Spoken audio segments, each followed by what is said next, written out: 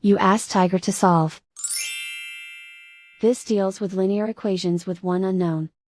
The final result is z equals 20. Let's solve it step by step. Simplify the expression. Group all constants on the right side of the equation. Add 40 to both sides. Simplify the arithmetic.